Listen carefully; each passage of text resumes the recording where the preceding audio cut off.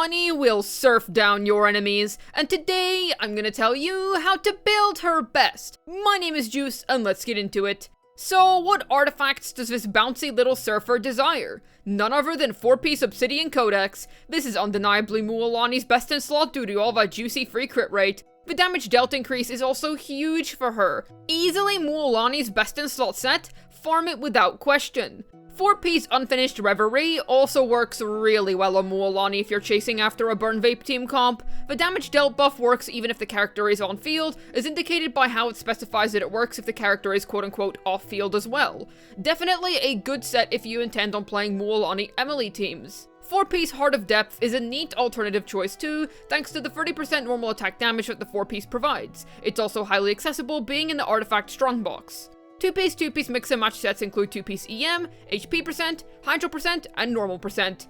EM combos are also highly effective with Mualani thanks to how much she benefits from EM. Her vapes do an absolutely nuclear amount of damage after all. Mualani's main stats are simple. Go for HP percent, Hydro percent, crit percent, or HP percent, Hydro percent, HP percent, or EM, Hydro percent, HP percent. Her build of HP percent, Hydro percent, and crit percent will be the most consistently powerful throughout all of Mualani's best in slot teams.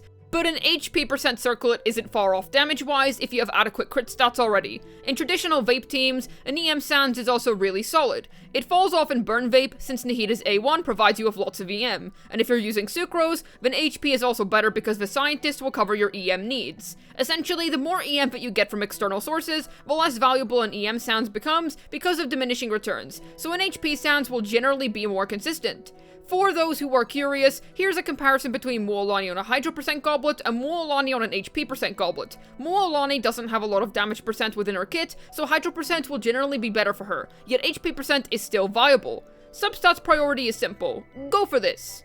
Every substat that I mentioned is extremely important for Mualani. This is the order that I chase them in, but make sure that you get a good portion of them all. Bursting off cooldown is important for any unit, so make sure that you have the right amount of ER on Mualani to let her shark rip often. Mualani has plenty of viable artifact choices, though her signature set is, without a question, consistently the best among all of her teams. Make sure to farm it up good.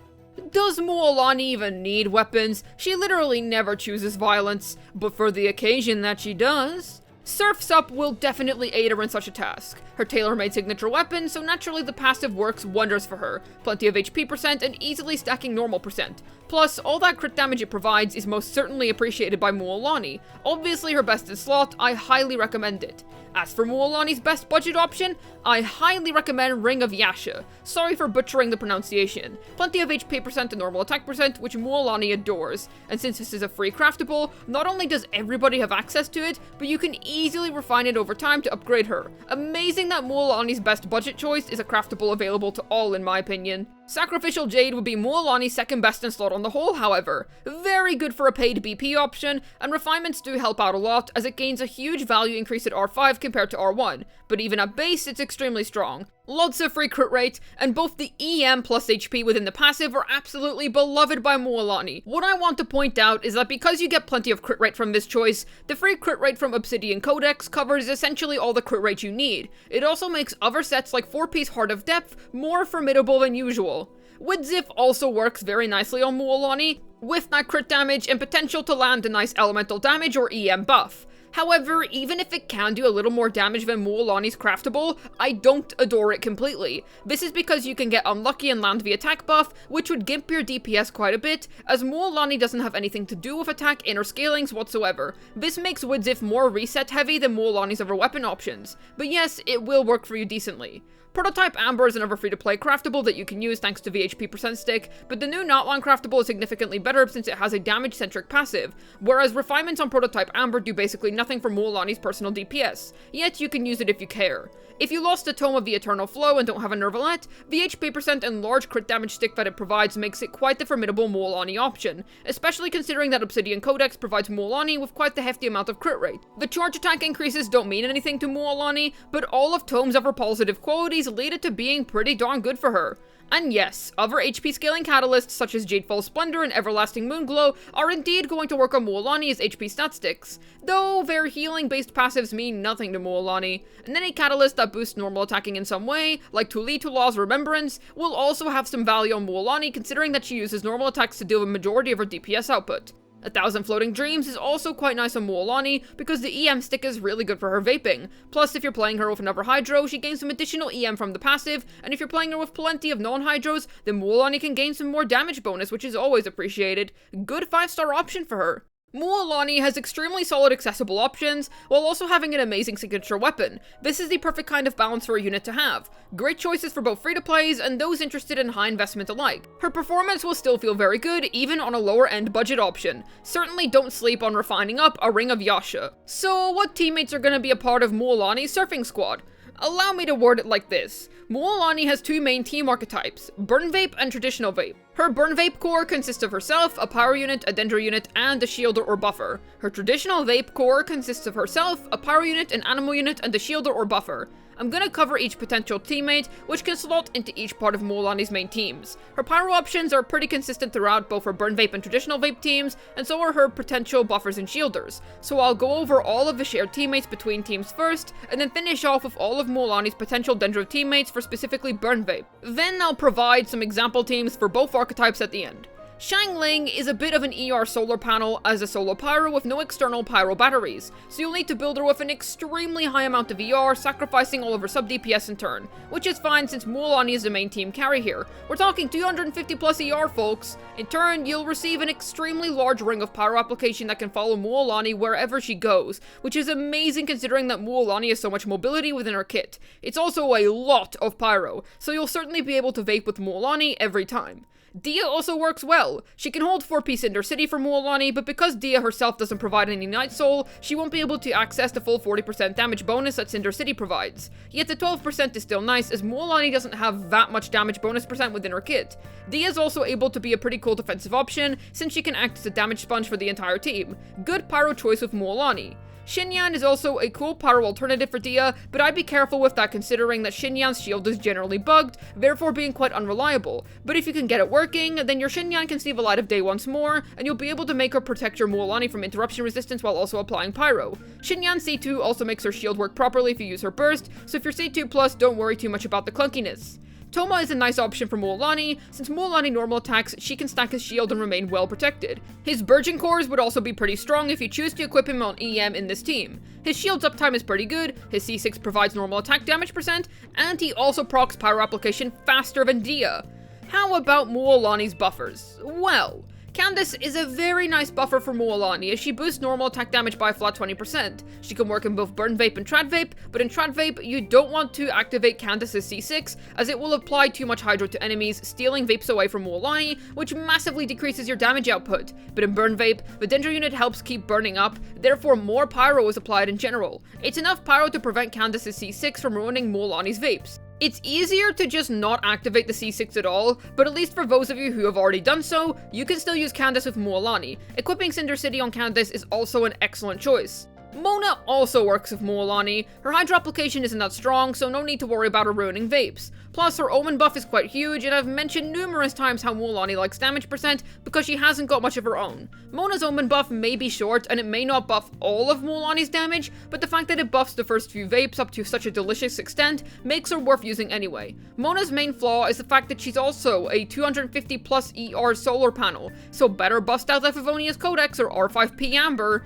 The good news is that it's not like you're missing out on using R5 TDDS with Mona, because Mualani has no need for attack percent buffs, so you can freely equip your Mona with an ER Sands and Favonius Codex. I'd sadly avoid using Lady Farina because her three little guys apply too much Hydro for Mualani to vape consistently. Farina would end up eating the Pyro Aura pretty much always. She'd completely steal the show, as she always does. Sucrose is honestly pretty neat with Mualani. She adores EM, so having EM buffing plus sac frags is excellent. Really nice unit to use with Mualani on the whole, not to mention accessible. Great Mualani buffer. Kazuha, on the other hand, provides damage bonus percent plus 4 VV, which is also excellent for Mualani. Plus, if his burst swirls Pyro, he can help with consistent vapes thanks to applying more Pyro on enemies. Pretty great Mualani support on the whole as well, would recommend. Mualani's best shielder is undeniably Zhongli. He provides her universal 20% res shred and is your best bet for maintaining Mualani's position and preventing her from getting staggered. On the whole, a great shielder for her. Zhongli's seriously seeing a nice increase in terms of his meta usability in recent times.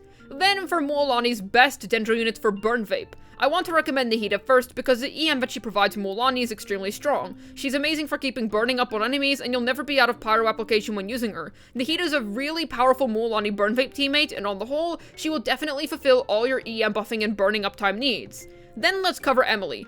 Mualani is a hyper carry, so I personally think that it's better to focus in on her own damage than spreading out her team's damage to another sub-DPS unit. With that being said, Emily's damage with enough burning up time can be quite impressive, so she's still indeed worth considering for a powerful Mualani Burn Vape team. Her Dendro application also works better than Nahida's in multi-wave, since Nahida has to constantly reapply her Dendro marks onto new enemies. A solid Mualani partner. Time for some example teams. First, Burn Vape. Mualani, Xiangling, Emily, Zhongli. Mualani, Dia, Nahida, Candice. Mualani, Xinyan, Nahida, Mona. Mualani, Toma, Nahida, Candice. Then for traditional vape. Mualani, Xinyan, Sucrose, Mona. Mualani, Xiangling, Kazuha, Candice. Mualani, Dia, Kazuha, Zhongli. Great, now you know the ins and outs of Mualani's teams. But how exactly does she work? Well, her normals on their own deal 3 basic Hydro Strikes in a row. Very cool. As for her skill, Mualani enters the Night Soul Blessing state and begins to ride her Shark Surfboard. She will continuously deplete Night Soul points while in this state. When she finishes up all of her points, or when she recasts her skill, Mualani's Night Soul Blessing state will end. Her Night Soul Blessing state does the following. She rides her Shark, which increases Mualani's movement speed and increases her interruption res. She can also move over water and lava while in this state, and she won't take any damage from the lava. And her normal attacks get converted into Shark Bites, which deals Night Soul Hydro damage. Think of Night Soul damage the same way that you think of Numa and Ouija. Mualani can also do these bite attacks mid-air. And when she's on her Shark, she will mark enemies with Wave Momentum. This is a max of 3 stacks, and she gains 1 stack every 0.7 seconds. All of this counts as normal attack damage, essentially the same as Child and Ayato, where they do their damage via normal attack inputs, and their DPS counts as normal attacks, but they have to activate their skill in order to dish out the majority of their damage. So what do these Wave Momentum stacks do? Well, when she does a Shark Bite, her damage increases based on how many stacks she has. When she has 3 stacks, she'll deal a Surging Bite instead, which further increases her damage and removes all of her stacks afterwards. And after she hits marked enemies, the mark disappears and she will fire Shark Missiles up to 5 nearby enemies. If she is marked and is attacking more than one enemy, the damage this does is decreased, and the damage can decrease by up to 28% if at least 3 enemies are marked. This is to balance out Mualani and AoE. Don't worry, her performance is still fantastic there. As for Mualani's burst, it does 1 large Hydro Nuke to enemies. Pretty simple and easy to understand compared to all that yap within her skill, huh? As for Ascension passives, simple. Mualani's A1 creates a pufferfish when a Shark Bite hits an enemy. This restores 20 of Mualani's Night Soul points, and she can do this up to 2 times per skill duration, leading to 40 recoverable Night Soul points within Mualani's kit. This A1 essentially exists to extend Mualani's uptime, which is very nice. Her A4 increases the amount of damage her burst does based on Mualani's max HP after a Night Soul burst is used. A Night Soul burst is a mechanic where whenever you have a Notland character in your team, dealing elemental damage can cause a Night Soul burst. The cooldown of this depends on how many Notland characters are in your team. Mualani herself is included. 1 means 18 seconds, 2 means 12 seconds, and 3 means 9 seconds. So currently, with Mualani being the only Natline character within her teams, she will only gain 1 stack of this per rotation, so an extra 15% across the board. Her extra passive isn't combat related, it's more so to make exploring areas in Natline easier. Nice quality of life, I don't have much else to add here. As for talent priorities, simple, go for this. As I've already explained, Mualani's normal attacks are like Ayato and Child's. The normal scalings are within the skill itself, so thankfully we can all save resources and ignore leveling or regular normals, as they don't do anything. Mualani's burst is also quite the formidable nuke, especially considering her A4, so definitely make sure to not ignore it. Mualani's always paying tolls to robbers, so if you want to fund Mualani's pacifist route, then let's talk Constellations. This increases the Genshin impact of Mualani's first Shark Bite, an instance of Shark Missiles, by quite a lot, which is really cool. I also believe this is Genshin's first time ever creating a constellation that has exploration-specific mechanics involved, as it also makes overworld traversal over lava-based areas easier. Best of both worlds, neat. This is a massive bump to Mualani's overall damage output, and it cannot be understated how good this quality of life is. Mualani's already incredible at base, but she's definitely keeping in with the trend of modern units having wonderfully fantastic C2s. Great Constellation. Increases her skill level by +3, obviously great stuff considering that it's the main meat of her kit. This reduces Mualani's ER requirements, which is gladly welcome considering that her burst is quite powerful. Is it just me, or have modern C4s proven to be really good in recent times? Seems like C4s are no longer the poster child of sucking. I'm still gonna mention Xiao C4 because it's funny though. Increases the power of her burst nuke by +3, a very formidable increase indeed. Good stuff, she's a crit-based DPS, so these talent upgrades matter quite a bit to her. Pretty short and sweet Constellation compared to the usual yap fests we get, huh? An insane C6 that makes Mualani go balls off the walls. Well worth your time if you're a complete and utter simp for this surfer girl. I'd say that Mualani is excellent vertical investment. Because signature weapons are easier to get now, I'll be kinder to them from here on out. But I'd still start with getting Mualani's Constellations up until C2 because of how good they are, and because the Ring of Yasha is such a solid budget choice. Then I'd pick up her R1, then go all the way to C6 if you feel like it. Though all of Mualani's Constellations, from C0 to C6, all feel absolutely excellent. Congratulations if you get lucky in landing a few. Mualani is a wonderfully powerful Vape DPS who is a really high note to start off the 5.0 patch season with. I'm very impressed with her high numbers, and I think that she's an all-round solid character that's well worth your time. I also like the touch of her exploration being really good because she's a guide around the region. Kit synergizing with the character's lore. Goated. On the whole, I'm happy with this unit. At this stage, I'm just waiting for my beloved Kinich to come out, man. But for the time being, Mualani will certainly hold me over until that day comes. Hopefully this video was able to get your Mualani washing away her enemies. This has been Juice, signing out, and do you think Mualani has a world record in the Club Penguin surfing minigame?